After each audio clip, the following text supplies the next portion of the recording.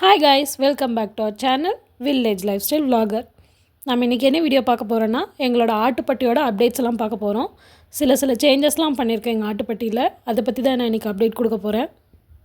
இதுதாங்க எங்களோட ஆட்டுப்பட்டி. சின்னதாக வச்சுருக்கோம்.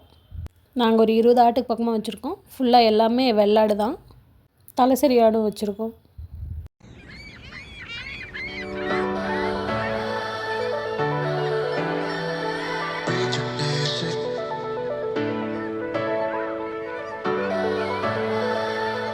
ஃபஸ்ட்டு என்னென்னா ஒரு சின்னதாக பெஞ்ச் மாதிரி செஞ்சு போட்டிருக்கோம். அதனால் என்னென்னா ஆடு ஏறி மேலே படுத்துக்கும். அது யூரின் போனாலும் கீழே போயிடும். நம்மளுக்கு இடம் வந்து ரொம்ப வதியாகாமல் இருக்கும். அதுக்கப்புறம் ஆட்டோட கால்லையும் அந்த குழம்புலையும் வந்து அந்த வதி பட்டு அதுக்கும் எந்த இன்ஃபெக்ஷனும் ஆகாமல் இருக்கும். அதுக்கு ரொம்ப ஹெல்ப் பண்ணும் அது.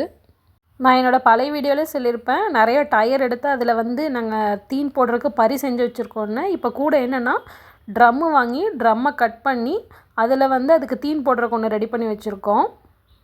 இதுக்கு முன்னாடி காலையில் அவுத்து விட்ற ஆட்டுப்பட்டிக்கு வந்து வெறும் கீற்று வச்சு தான் மேய்ஞ்சிருந்தோம். இப்போ அந்த கீற்றுக்கு மேலே வந்து தகர ஷீட் போட்டு அதுக்கு மேலே தார்பாய் போட்டு அதுக்கு மேலே தார்பாய் பறக்காமல் இருக்கிறதுக்கு ஓலையை வச்சு கட்டி விட்டுருக்கோம். அப்படி கட்டி விடுறதுனால தார்பாய் பறக்காமல் இருக்கும்.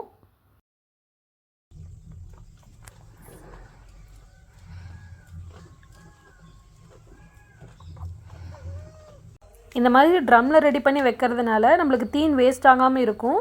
எப்படின்னா இந்த மாதிரி பரியில் வைக்கிறப்ப ஆட்டுக்குட்டி உள்ளே இறங்கி யூரின் போயிடும். அதுக்கப்புறம் தீனியை வந்து ரொம்ப கீழே இறச்சி விட்ரும். இந்த மாதிரி ட்ரம்மை கட் பண்ணி யூஸ் பண்ணுறதுனால ஆடு வந்து தலையை உள்ளுட்டு சாப்பிடும். ஸோ நம்மளுக்கு தீனி வேஸ்ட் ஆகாது. அதே மாதிரி ஆட்டுக்குட்டியும் உள்ளே இறங்கி அதுக்குள்ளே யூரின் போகிறது அந்த மாதிரி நாஸ்தி வேலையும் பண்ணாது. நம்மளுக்கு சேவாக தான் இருக்கும்.